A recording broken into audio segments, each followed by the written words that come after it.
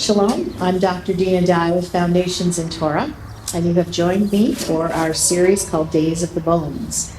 And we've been going along talking about the story in Judges about the concubine and the Levite, and that whole story culminates with this very disturbing act in which the Levite chops up the concubine into 12 pieces.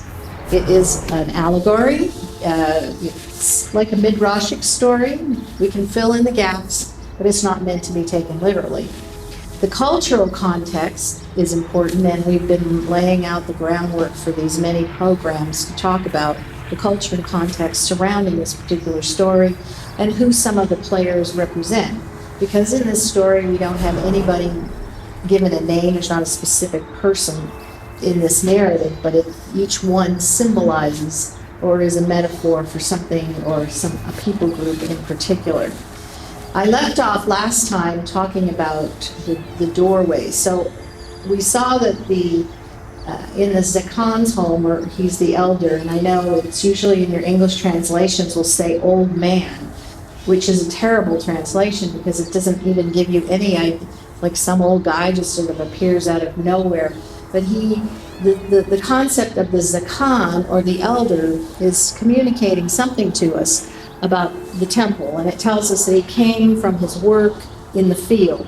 This is very much language that has to do with the house of God. The field is usually associated with the altar area in particular, but it was always attached to a temple complex. So whether the field is adjacent to his house, whether his house represented some kind of sacred space and sanctuary, we don't know. But it is telling us that in some way he served in a temple complex. So he comes, he meets the Levite, brings him into his home with the Levite's concubines. They don't have anywhere to stay. And in his home, he has his own virgin daughter.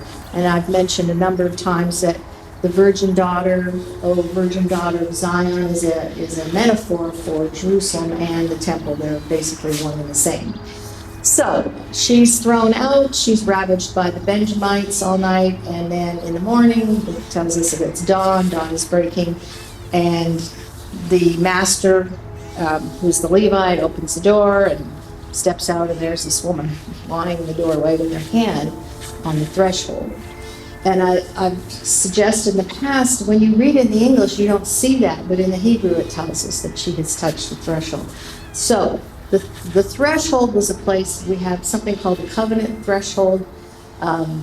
This is a very important location for making a covenant, in the doorway, in the place where you go from one level of sanctity to another. I talked quite a bit about the doorways in Egypt with the children of Israel. And the doorway was a passageway. The deity would put his image in the doorway, in the passageway that led into the inner sanctum. His image would be the king. So the king was seen as as like an idol. So the king, as the image of God, of his deity, was in the doorway. And we see kind of a similar pattern, if you will, for our God and his house and his king, Messiah. And you'll see that in just a second when I read a verse from the New Testament.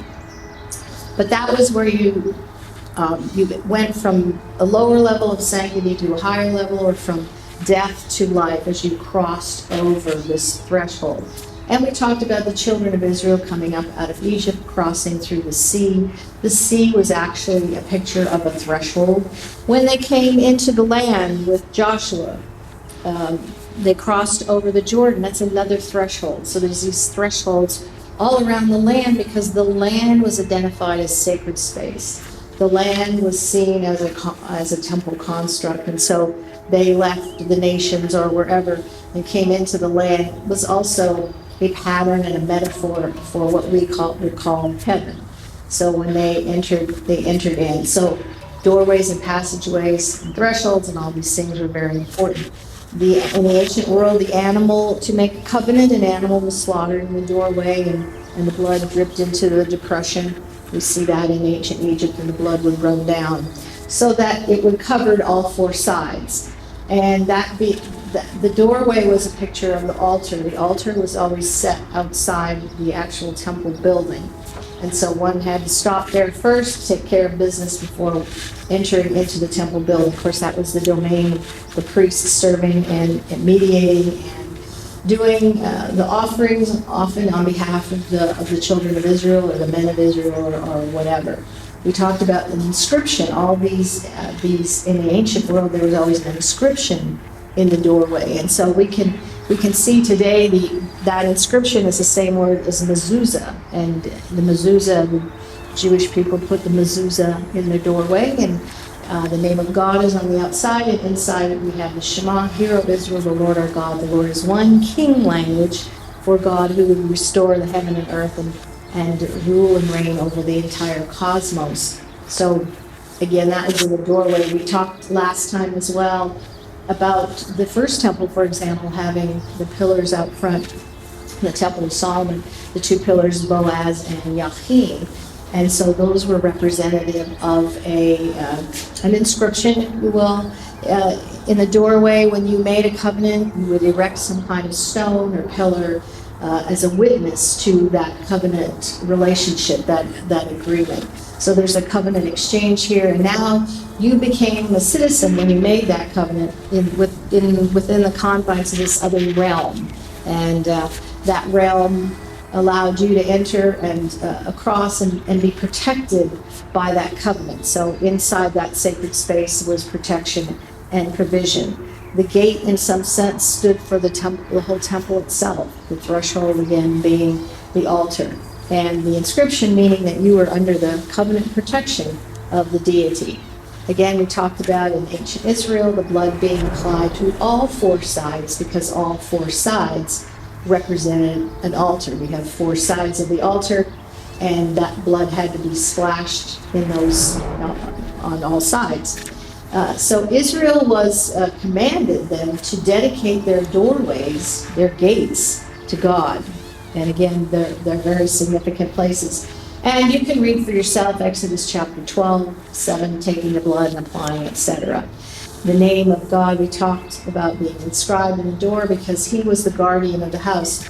So we read about in Egypt, when they applied the blood and the angel of the Lord passed over, in one place, it doesn't mean they're floating over the house, but it actually means passing over the threshold into the house.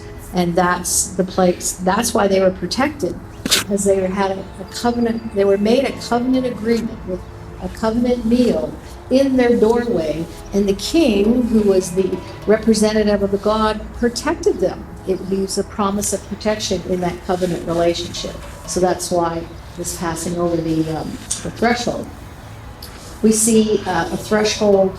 I mentioned the sea, the Reed Sea. As they passed through the sea, they were passing through a threshold. And remember what followed them. We have these pillars once again: a pillar of fire by day, a pillar of cloud by day, and a fire by night. And so those pillars were witnesses once again to the covenant as they entered into the realm of the wilderness. The wilderness being a pattern and picture of heavenly realms, as well as just I mentioned earlier about our earthly life. It represented that as well. But crossing over from one domain to another, the three major domains as God established the cosmos was heaven and earth and the seas. And so this idea of crossing over these domains and entering into another sphere. And again, the cloud and the fire were covenant witnesses, just the same way you have a stone or a pillar erected in the doorway. If we go to the tabernacle, it's interesting as well the way that the tribes were laid out around the tabernacle, and at the entrance to the tabernacle, again, you have the tribe of Judah, Yehudah. Of course, out of that tribe would come the kings from the dynasty of David and on down to Yeshua. But if you think about the word Yehudah, it contains a combination of the name of God, Yod-Heh-Vav-Heh, and another letter, a Dalet. And those of you familiar with what a Dalet is, it's a door. So again, we have the tribe of Yehuda at the doorway entrance to the tabernacle. Their very name took on the name of God plus the doorway, because again, these doorways were so important. And so Yehuda represented all of the tribes, if you will, at the entrance in the place of the presence of God.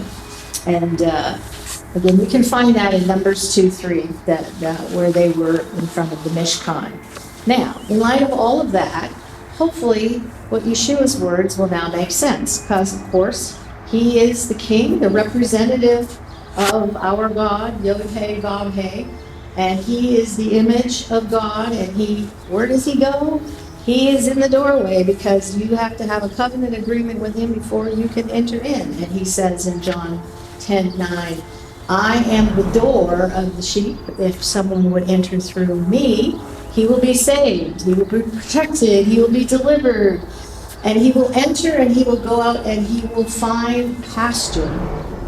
Another word for the temple, pasture. Green pastures referred to the temple, the place ultimately where heaven and earth are restored, but that whole environment is that place that provides all your sustenance and your protection. And so when we read Psalm 23, the Lord is my shepherd, and he leads me beside still waters and into green pastures, is a classic psalm having to do with the temple. And of course, Yeshua describes his own body as being that temple. So the idea of him being the doorway, goes right back to all the things that concept meant in the ancient world, the doorway. And now we are citizens of his kingdom when we make a covenant agreement with him. And then, of course, blood is shed, and animal blood would be shed and applied to the altar. So all of that works with what Yeshua is saying. He's saying, I'm the door. That's not an odd thing to those folks. Enter in. Be saved and delivered and set free and protected from the hostile powers that want to come in and destroy. And if we go back now to our story here and keep that in the back of our minds, in a sense that she's reaching for that relationship with her king. The Levite, okay, so he steps out and steps over her or something, and it's unclear at that point whether she's dead or alive. The scripture doesn't actually indicate. And what is he? He says, rise and walk, but there's no answer. So it's interesting because remember, he is in a covenant marriage relationship with the concubine. So although we're not completely sure of the timing here, he has, in some sense, there's been a betrothal, so they were in her father's house, and now he's taking her back to his house. This is what would take place in a marriage in the ancient world. And so he's going to take her back to his place. But it's interesting because if she dies, actually the marriage covenant betrothal part of it is no longer valid. And the Levi is essentially released from that marriage. Of course, you know how you marry somebody who's dead. But he's been released and he could go on and be betrothed to someone else. However, what does he do? He loads up his donkey and he carries her on his donkey. And he goes back to his land in Ephraim, to the place where the tabernacle stands. So very, very interesting what he does.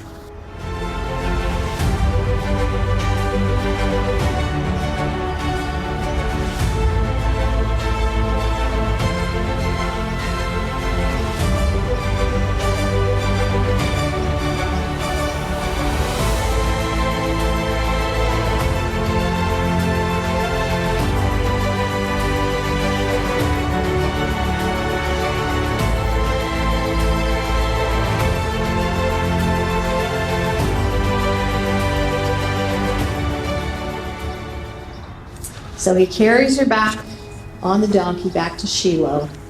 And normally, you would now have the second stage of marriage. I mentioned it's called nisuin. It means to carry. So he's carrying her on the donkey. It's exactly what the second stage of marriage looks like. And I couldn't help but think of the words, even though you are dead, yet shall you live. So something's going on here. There is, in the rabbinic writings, it says that if the king returns riding on a donkey, then Israel is in sin. Interesting. And if the king returns riding on a horse, Israel is not in sin. So the question is, was the covenant established for her and then she died? We don't really know.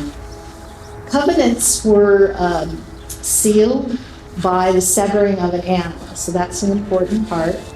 You might recall the covenant between the halves that Abraham made, God made with Abraham. And so the animals were cut in half, and there's a path between, and the blood of the animals would seep on to the ground. And then if we were talking about a marriage covenant, let me just mention that the one who breaks the covenant is actually going to suffer the same fate as what happened to this animal. That's what's being declared here. The word covenant, you're familiar with a brit. It means to cut, but it also means to join together, which is exactly what a covenant is. There's a separation and a joining together in order that life would come forth out of that relationship. In some ways, we could argue that the covenant that Abraham made with God, the God made with Abraham, it was in a sense a marriage covenant as well. So the animal was cut, and the two parties would pass through the animal. And by doing this, it showed that they were bound to one another. And so the two become one as when the animal was alive. Remember, covenants deal with a separation, a cutting, and then a joining together. We could argue that the very first verse of the Bible, in the beginning God created heavens and earth, is a covenant between the heavens and the earth that God made, that he separated out heaven and earth. He put a firmament between the two. And then when we get to the end of that chapter, when we see the Sabbath, it's that heaven and earth is restored. See, that's where everything is going back to that place, to where heaven and earth has been restored, and that's a covenant agreement. So, sidetrack a little bit there, but just the idea of what the covenant meant. And it showed in the cutting and the separation that they were bound together as one to become one, just as though that animal were still alive and had not been cut. So, in the terms of the marriage relationship, the father of the bridegroom and the father of the bride would lead out a goat. The goat, each would slit the throat of the goat, and the blood would pool on the ground. So you see this idea of the cutting of the animal in two, letting the blood seep out of the ground. Interesting, just as an aside here, that the word for ground, adamah, contains in it the word dam, which is blood. And so this blood pools on the ground. So the carcasses were laid out on each side of the blood where it had pooled, and each man would take off his sandal and step barefoot into the blood. And I can't help but think of the structure of the temple. I know we don't consider this, but the priests didn't wear shoes. And so they were serving in the temple day and night, winter, summer, whatever, in bare feet, walking through all that blood when they were applying the blood to the altar, and the hems of their garments filled with that blood, walking through that blood as they served at the altar. And so the bloody feet would leave footprints. And so they would say, tonight this covenant has been sealed, and that was how it was sealed. And may I pay with my life if this covenant is broken. And so that's significant. Now, in terms of the covenant that God makes with us, he promises to keep both sides of the covenant, even when we mess up and don't keep the covenant. He's still our covenant protector and our shelter and our asylum and our deliverer and all those sort of things. But in the ancient world, each party was responsible for keeping his side of the covenant. And they kept that promise at the cost of their own life. That's something that we really don't understand in our day and age, to make a covenant at the cost of your own life. So we have a little picture here of the robes dipped in blood. And so again, this is all taking us back to the temple language of what went on in the relationship between the two. So let's, we're going to move ahead a little bit here, and now the Levite has taken his concubine on his donkey, carrying her back to his house, his home. And it says, when he entered his house, he took a knife, laid hold of his concubine, and divided her bones. And the Hebrew word for bones and the Hebrew word for trees are the same because they have the same function. So etsem is our word here, and he divides her bones into 12 parts. So I know we kind of have this image of him chopping her up in the flesh, but it has to do with the bones, and that's really the lead up to everything I've been sharing is kind of to this point here, into the 12 parts, and sent those parts, those bones, those 12 bones throughout the territory of Israel. And that's what how the passage is described. And so we recognize, obviously this has something to do with the house of Israel, the whole house, all the tribes, the 12 tribes. It also is connected to, I think, the bread of the presence in the holy place. Remember, there were 12 loaves that were switched out every Shabbat, and those 12 loaves clearly represented the 12 tribes. And of course, we know Yeshua had 12 disciples. Genesis 2:23, we're going to talk a little bit about bones. And what did Adam say when woman came forth? This is now bone of my bones and flesh of my flesh. She shall be called woman because she was taken out of man.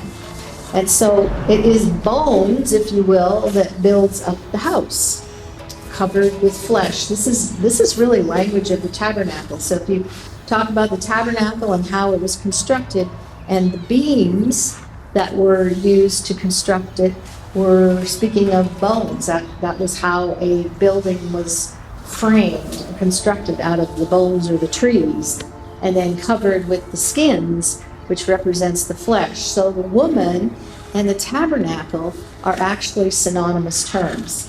And I've been talking about that quite a bit, that the idea of the feminine being the house. If you get a chance and you go read Exodus 26:17, and if you know Hebrew, this is kind of bizarre, really. So just talking about the boards that are being connected, the tenons, it's the word that's used there, and connecting these boards together to build the tabernacle. But it's translated, of course, they're joined one to another, these beams or boards, but actually, in the Hebrew, it says she's joined to her sister, which is really kind of weird. So if we go all the way back to Ezekiel 23, and we talked about the two harlots of the one mother, see all this language of the house being described in terms of a woman. So the house of Israel is seen as a bride, no surprise there, as a woman. And so the house coming forth, and we see that exactly in this. Even Adam makes that statement about bones, being bone of my bone and flesh of my flesh, is a description of the tabernacle and the house of God. See? And of course, we all make those sort of spiritual applications. We kind of throw it out there and go, yeah, we're the bride of Christ. We don't even know what that means. So I'm hoping to take you back to really understand what that means. We might arrive in the same place, but how we got there and the understanding for the ancient world and for us today matters. It matters the culture and context. If we read in Exodus 13:19, I've talked about this several times in previous programs. Moses took the bones of Joseph. Why did he take the bones of Joseph? Because the house had to be built with the bones. He took the bones of Joseph with him, for he had placed the children of Israel under a solemn oath, saying, God will surely visit you, and you shall carry up my bones from here with you. So bones matter because bones are what build the house. Again, there's the same word used for trees. And so here we see that that promise has been fulfilled, and they would take the bones. And where do they take the bones? They take them to the area of Ephraim, and we have the tomb of Joseph there today. And so Ephraim and Joshua, I mentioned a number of weeks back, were both connected in that regard from Ephraim, and both were 110 years old, and that's a whole other topic as well. Now, let's look at this in Jeremiah 8:1. And it says, at that time, says the Lord, they shall bring out the bones of the kings of Judah Why? Because they're going to build the house, and the kings of Judah are going to rule and reign over the house. The bones in the house. The bones of the kings of Judah, the bones of its princes, the bones of the priests, the bones of the prophets, the bones of the inhabitants of Jerusalem out of their graves, because bones are the structure, the thing that holds, the framing that holds the whole house together. You can't have a house unless it's framed in this way. We could argue that these ministries that are here have something to do perhaps with the fivefold ministry in the New Testament, because those fivefold ministries are like the foundation is Messiah, but you got to have the framing part, and those ministries act as the framing for the house in the same way that we see here in Jeremiah. Very interesting, and it's again, it's all about building up the house. What was happening with the leadership in the ancient world, whether we're dealing with the Second Temple or earlier, going back to King Solomon and then the division after him, King Rehoboam and Jeroboam split the kingdom. It's that Israel continually does things that divide the house. What are we saying? A house divided can't stand. It's talking about the house of God. It's talking about the house of Israel. And so what's going to bring the house back together? We got to re-erect the house because it's been destroyed. They've gone off into exile. There's no standing temple. We got to rebuild the thing. After we got a foundation, we got to erect we got to do the framing, and that's this concept here of the bones. And I mentioned this earlier. I guess I got ahead of myself. So let's read it together. Exodus 26:17. There are to be two supports, and in Hebrew, it'll say it's translated tenons, and in the Hebrew word is yadim, which are actually hands. Two hands. There are two supports in each board, join one to another. So that join one to another is actually in Hebrew eshad el achotah, and it means a woman with her sister. So remember, we had two sisters who were prostitutes. This is the counterfeit of one mother. And so they were to do this for all the boards of the tabernacle. So hopefully the concept of the bride and all that sort of thing makes a little more sense when we see this in terms of the feminine. And I'll probably have to close down. Next week we'll probably talk a little bit more in detail about what those 12 parts meant. So the 12 bones that were cut, because each of the bones represented a different part of the building up of the tabernacle. Again, it's all about restoring the house. The whole of the Bible is about, you got to start with a house, the house gets destroyed, the house gets corrupted, the children of Israel are in exile, there's no more house. You got to rebuild. Destruction, rebuild. Destroy, rebuild. Destroy, rebuild. And so we are once again in the process of rebuilding the temple. And it's not necessarily one or the other, just a building or just a people. Both are true at the same time. It's one of the great things about Hebrew. Two things can be true at once. We can't quite process that. So thanks for joining me, and hope to see you next time. Thanks again. Shalom.